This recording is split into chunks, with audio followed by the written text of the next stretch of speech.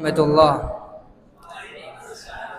الحمد للہ رب العالمین والصلاة والسلام علی نبیہ الامین وعلى آلہ وصحبہ اجمعین. اما بعد فاعوذ باللہ من الشیطان الرجیم فسیکفیکہم اللہ وہو السمیع العلیم.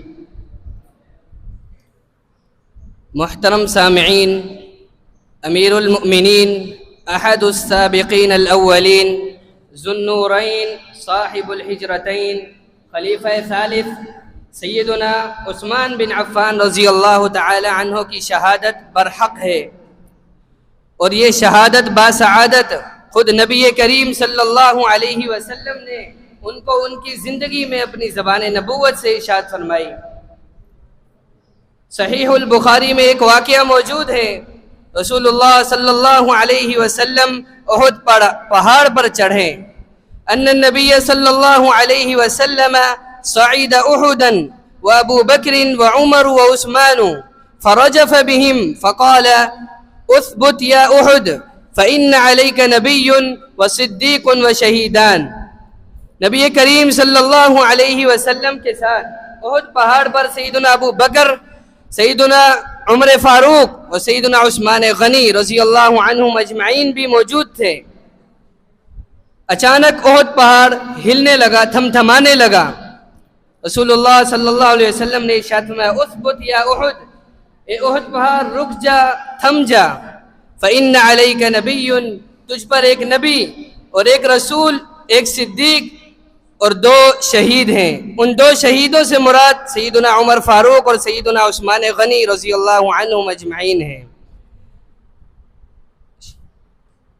شہادت تو خود نبی کریم صلی اللہ علیہ وسلم نے ارشاد فرما دی تھی.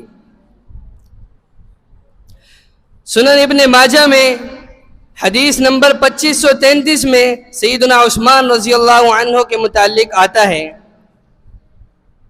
سیدنا ابو امامہ بن سہل رضی اللہ عنہ بیان کرتے ہیں کہ سیدنا عثمان رضی اللہ عنہ کے گھر کو جب محصور اور قید کر لیا گیا تو میں ان کے پاس ہی موجود تھا. سیدنا عثمان رضی اللہ عنہ کے گھر میں داخل ہونے کا ایک ایسا راستہ بھی تھا جس سے بلات نامی مقام پر جا کر لوگوں کی باتیں سنی جا سکتی تھی. سیدنا عثمان رضی اللہ عنہ اس رستے سے گئے، اندر داخل ہوئے اور واپسی باہر آئے، اور ان کا رنگ، ان کے چہرے کا رنگ تبدیل ہو چکا تھا. پھر انہوں نے ارشاد فرمایا انہم لیتوعدونی بالقتل آنفا، یہ بلوائی اور خوارج مجھے قتل کرنے کی دھمکیاں دے رہے ہیں. تو صحابہ کرام موجود تھے. انہوں نے ارشاد فرمایا اللہ تعالیٰ آپ کو ان دشمنوں کے شر سے بچائے گا اور اللہ تعالیٰ آپ کے لیے کافی ہو جائے گا. سیدنا عثمان بن عفان رضی اللہ عنہ کو شہید کر دیا گیا. سیدنا عثمان نے اس وقت ایک حدیث سنائی، سمعت رسول اللہ صلی اللہ علیہ وسلم یقول لا يحل دم امرئ مسلم الا باحدى ثلاث.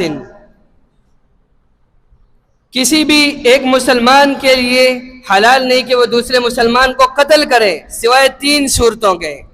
پہلی صورت کہ وہ اسلام لانے کے بعد کفر کے دائرے میں داخل ہو جائے، یعنی مرتد ہو جائے، اس کو قتل کرنا حلال ہے. دوسرا شخص شادی شدہ ہونے کے باوجود پھر وہ زنا کرے، اس کو بھی قتل کرنا حلال ہے. تیسرا شخص کسی نفس کا، کسی جان کا قتل کرے، اس کو بھی قتل کرنا حلال ہے. سیدنا عثمان نے آگے ارشاد فرمایا فَبِمَ يَقْتُلُونَنِي، یہ خوارج مجھے کیوں قتل کرنے کے در پہ ہیں. سیدنا عثمان رضی اللہ عنہ کی شہادت میں ان کو شہید کرنے میں کوئی بھی صحابی شریک نہیں، بلکہ سیدنا عثمان رضی اللہ عنہ کے قاتلین مصر کے چند اوباش، بدماش اور فتنہ گر لوگ ہیں جنہوں نے انہیں قتل کیا. امام ابن کثیر رحمہ اللہ البدایہ والنہایہ میں لکھتے ہیں لیس فیہم صحابی وللہ الحمد، قاتلین عثمان میں کوئی بھی صحابی شریک نہیں۔ اس پر انہوں نے اللہ کی حمد بیان کی۔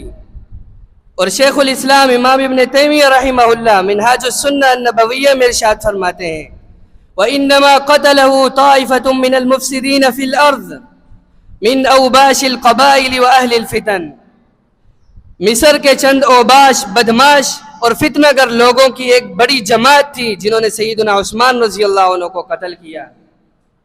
ایک عظیم تابعی سیدنا عبداللہ بن شقیق رحمہ اللہ فرماتے ہیں جب سیدنا عثمان رضی اللہ عنہ کو شہید کیا گیا، ان کے شہادت کا خون کا قطرہ اس آیت پر گرا فَسَيَكْفِيكَهُمُ اللَّهُ وَهُوَ السَّمِيعُ الْعَلِيمُ فَسَيَكْفِيكَهُمُ اللَّهُ وَهُوَ السَّمِيعُ الْعَلِيمُ۔ اس آیت پر سیدنا عثمان کا خون کا قطرہ گرا۔ اللہ تعالیٰ ان کی شہادت قبول فرمائے اور ان کی قبر پر کروڑوں رحمت نازل فرمائے، اور اسی طرح جو ان کے قاتلین ہیں اللہ تعالیٰ ان پر لعنت فرمائے، اور اسی طرح جو پہلے گزر چکے ہیں اور آنے والے دوروں میں جو بھی ان کی گستاخیاں کریں اللہ تعالیٰ ان کو کیفر کردار تک پہنچائے۔ اللہ تعالیٰ ہمیں صحابہ کرام سے محبت کرنے کی توفیق دے، اور جو ہم نے محبت کر رکھی ہے اسے مزید بڑھا دے، آمین۔ وما توفیقی الا باللہ، والسلام علیکم ورحمۃ اللہ۔